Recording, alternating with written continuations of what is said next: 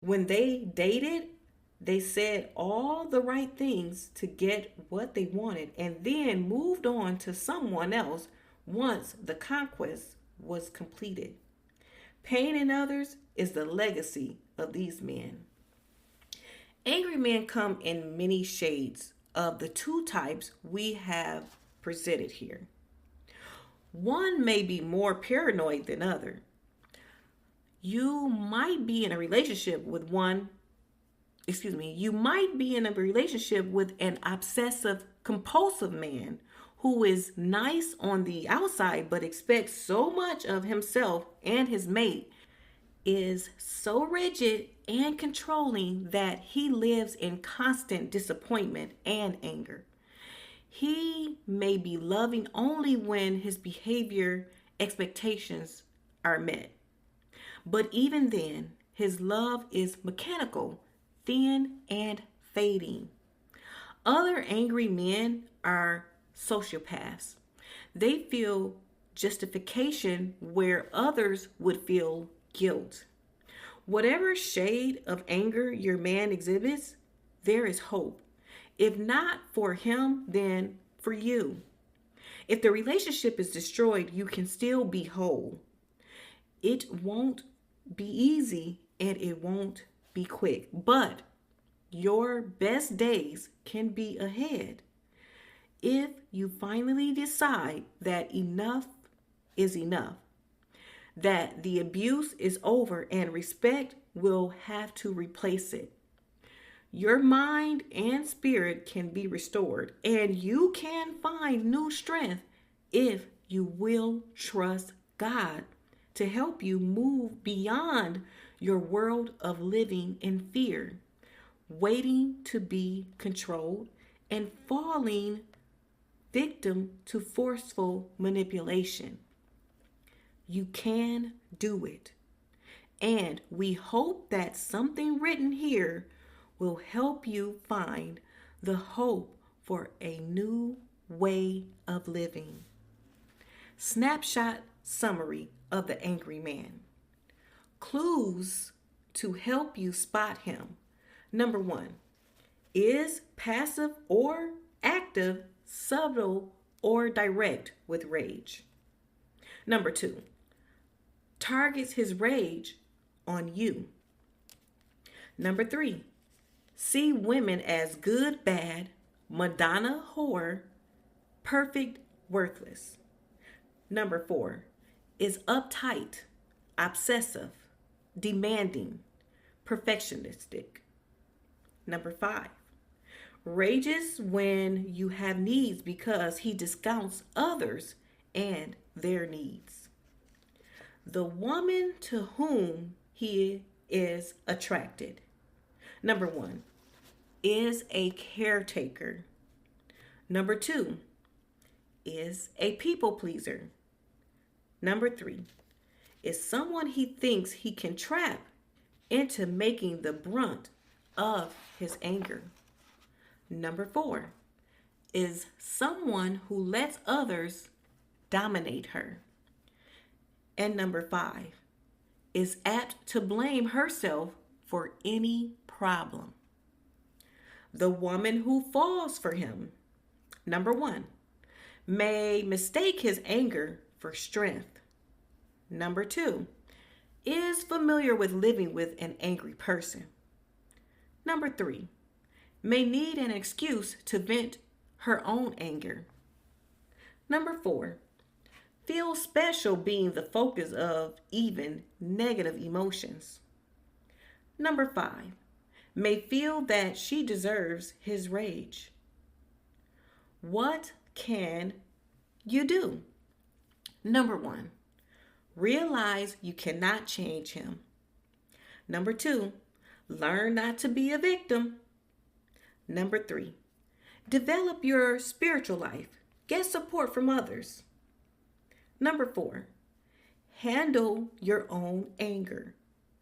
Number 5, get away if he is violent. What he could do to change. Number 1, stop seeing the world and people as all good or all bad. Number 2, accept his feelings of anger and handle them without violence and abuse. Number 3, explore and deal with his fears of abandonment. Number 4, take responsibility for his own actions. Number 5, seek out a counselor and listen for wisdom. Wow, what a powerful and raw chapter. Anger isn't just about a burst of emotion. It's often a sign of something much deeper. Whether it's fear, past trauma, or unmet needs, anger can hide many layers. But the great news is that there is hope for change. If you or someone you love struggles with anger, know that healing is possible. Awareness is the first step, and you've already taken that step today. And now, from our Get Married Whole family listeners, questions. This one comes from Sarah, a married listener. Queen Rakilia, my husband's anger has been affecting our relationship for years. He gets triggered by little things, and I feel like I'm walking on eggshells. How do I address this without making it worse? Sarah, thank you for your honesty. This is something many women face, and I want to affirm that you are not alone. Ephesians 4:26 says, "In your anger do not sin. Do not let the sun go down while you are still angry." That shows us that anger is not inherently sinful, but it needs to be managed with wisdom. For your marriage, it's important to address this gently and with compassion. Start by choosing a calm time to express your feelings, and make sure you're not reacting out of anger yourself. It's also crucial to encourage your husband to seek help, whether through counseling, mentorship, or personal reflection. Healing from anger often requires the support of others, especially God's guidance. You deserve peace, and I believe God will help both of you heal. And from our Get Married Whole single listener, David question. David wrote, Queen Rakilia, I've been in relationships where I was too quick to anger and it ended up driving people away. I know it's something I need to change, but I don't know where to start. How do I overcome my anger?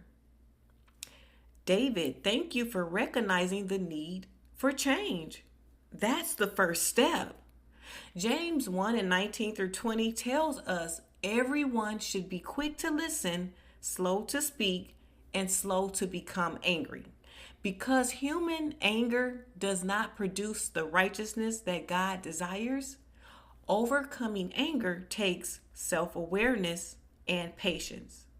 Start by identifying the triggers and the underlying emotions, fear, frustration, hurt, that cause you to react. Prayer is key here. Ask God to help you understand your anger and to give you peace and patience. It's not easy, but with time, consistency, and God's grace, you can walk in freedom. And remember, change is possible. Trust God's timing and His work in your life. I'd love to hear from you, our Get Married Whole family. I know this conversation may have hit home for some of you, so let's continue the dialogue. If you've dealt with anger in your relationship, what steps have you taken to address it? If you've struggled with anger yourself, what has helped you find peace? How has God worked in your life to bring healing from anger?